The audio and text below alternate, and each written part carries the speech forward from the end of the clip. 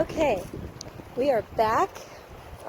Welcome to my goat, Rachel Howell. These are the gates.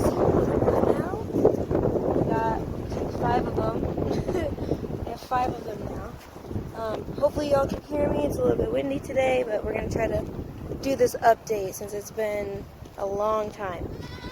So I haven't made a video pretty much all most of fall and all winter last year. Haven't made a video yet this spring, but lots of things have happened. Lots of things have changed for good, for the better. Hey.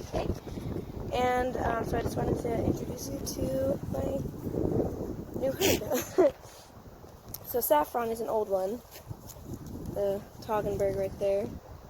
She was in some of my last videos actually, when I had Darius and Sprinkles. Darius was my buck and Sprinkles was the other doeling that came with Saffron when I got them as babies for to be bottle fed. Saffron has actually gone to one of my friends' places to be exposed to a buck. She did that in February. It's now April, so if she is bred, she should be around 2 months old, or 2 months along right now. She should be due in July, I believe, if she is bred. So we're keeping an eye on her. She's a bit of a antisocial lately. Oh yes, the babies. Okay, so this here is Tawny, the annoying one. She is a Nubian doe, on the older side of things. I got her knowing that she was pregnant, and I watched her and watched her, and she finally had her babies. I was hoping for at least one girl, and she ended up having 2 boys. So we have let's see if I can get them right there. We have JR and Tolkien, her boys. They're about a month old now, so they have another month or so to go on her before we even think about weaning them. But we are going to think about disbudding them pretty soon. I know there's lots of controversy with whether or not to disbud, but I like to do it just for safety. They're not in the wild. They don't really need their horns to protect them from predators that are going to come eat them or anything like that. Especially the doelings that we like to show at the county fair here, they can't have horns.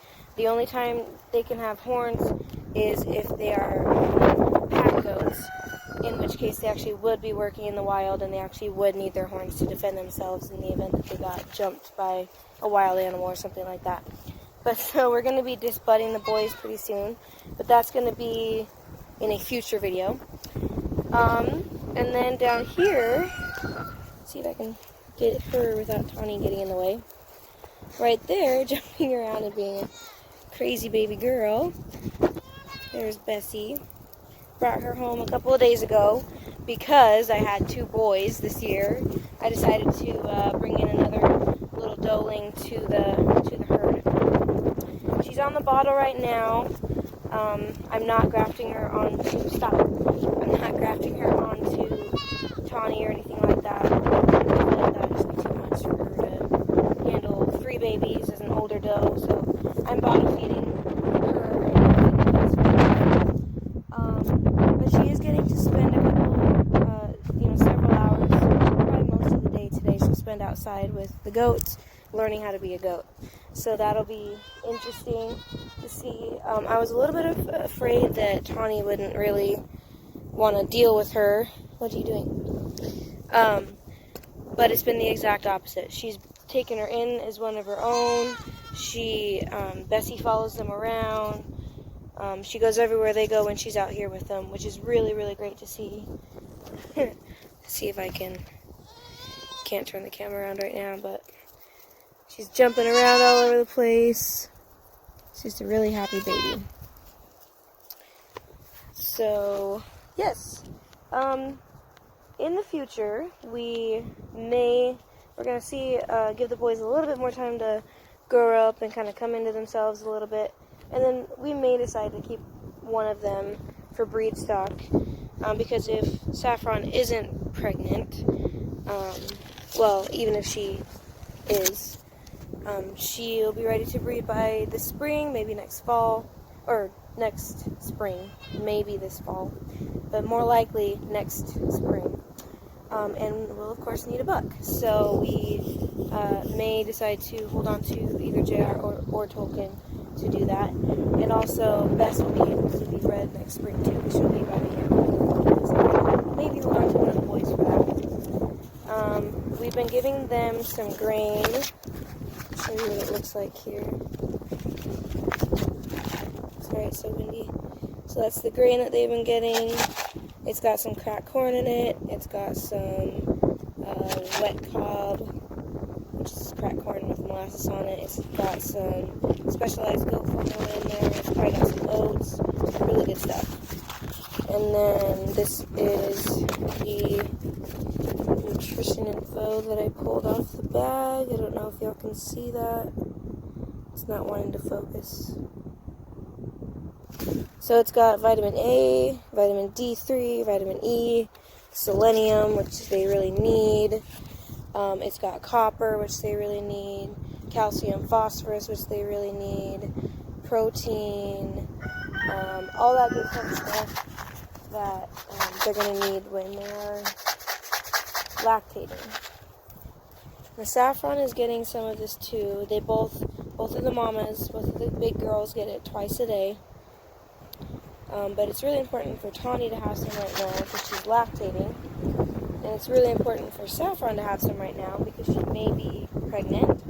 And she may need that extra nutrition to help her support her body as well as supporting developing babies. There's that possibility, of course. So that's the update, and I do hope to be making more videos as time goes on.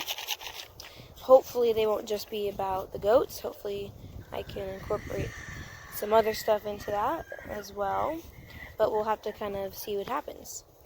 Alright, I think that'll be just about it. Our next video will probably be something like disbudding, or the process I go through, which is really simple, but the process I go through to bottle feed Bessie.